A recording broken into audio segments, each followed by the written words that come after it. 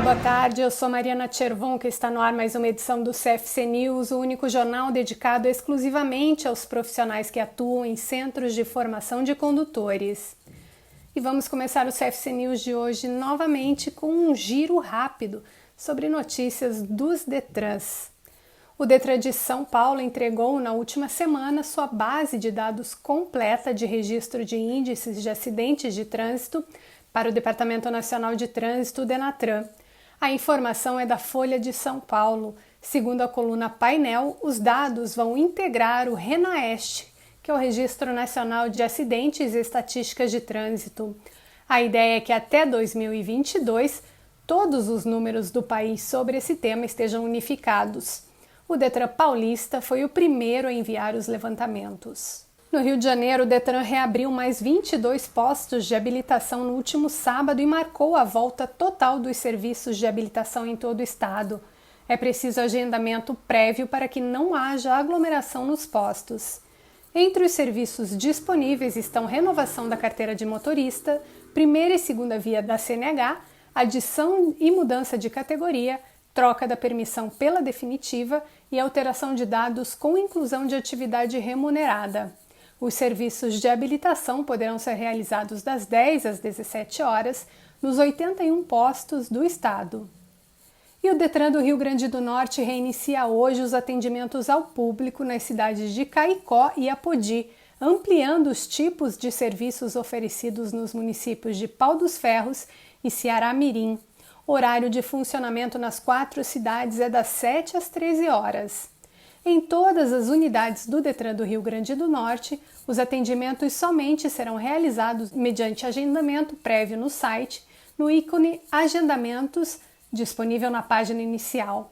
Os usuários precisam seguir os protocolos de controle do coronavírus, como distanciamento social e uso obrigatório de máscara.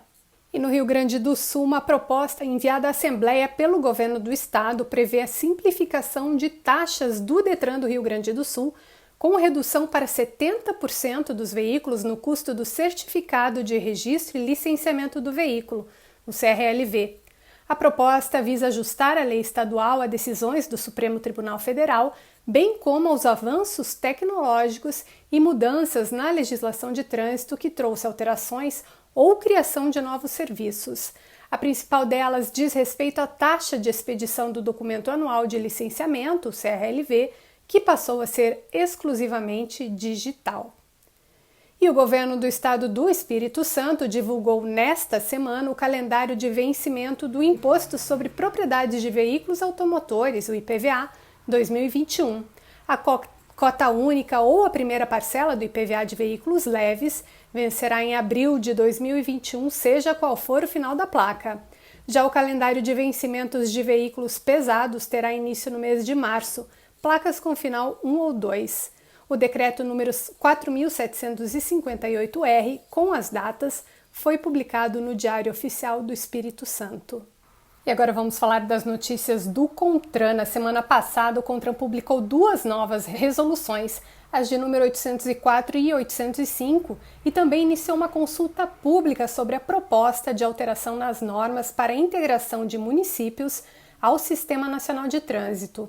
Sobre as resoluções publicadas, a 804 de 2020 alterou a resolução número 798, que dispôs sobre requisitos técnicos mínimos para a fiscalização da velocidade. Entre as alterações, retirou-se a periodicidade anual dos equipamentos medidores de velocidade para reconhecer que deve ser seguida a regulamentação metrológica.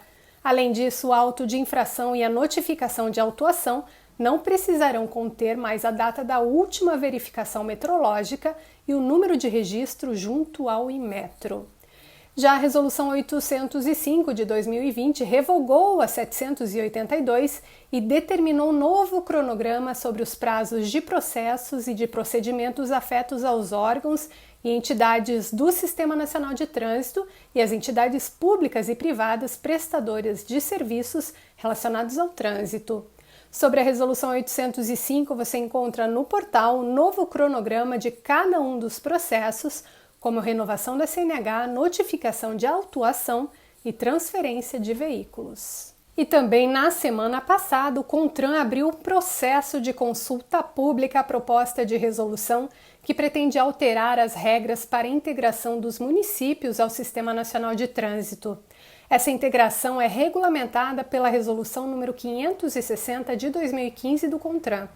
Porém, verificou-se a necessidade de revisão dessa resolução. A nota técnica ficará disponível para receber contribuições junto à plataforma Participa Mais Brasil até o dia 10 de dezembro de 2020.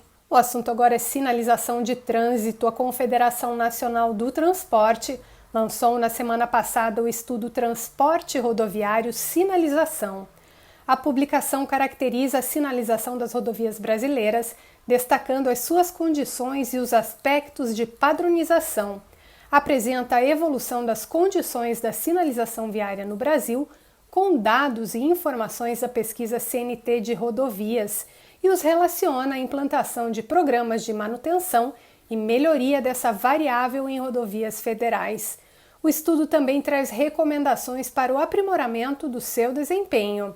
De acordo com a publicação, ao longo da vigência do BR Legal, Programa Nacional de Segurança e Sinalização Rodoviária, houve nítidos avanços na avaliação geral da sinalização nas rodovias federais públicas. Porém, a falta de investimentos ainda é o maior problema. A notícia completa você encontra nas páginas do Portal do Trânsito. A seguradora Líder anunciou na semana passada o fim do consórcio que gere o seguro DPVAT, obrigatório para veículos e que indeniza motoristas e pedestres vítimas de acidentes. A decisão faz com que a empresa não forneça mais o seguro a partir de 2021. Ainda não há uma definição de como ficará a oferta do seguro obrigatório a partir do ano que vem. O fim do consórcio foi anunciado depois que a seguradora foi acusada pelo mau uso do dinheiro público. A SUSEP, que é a Superintendência de Seguros Privados, notificou a seguradora Líder a fazer o ressarcimento de mais de 2 bilhões de reais que teriam sido gastos de forma irregular nos últimos anos. E a última notícia de hoje: a Polícia Rodoviária Federal realiza de 30 de novembro a 11 de dezembro a segunda fase da Operação Rodovia Segura.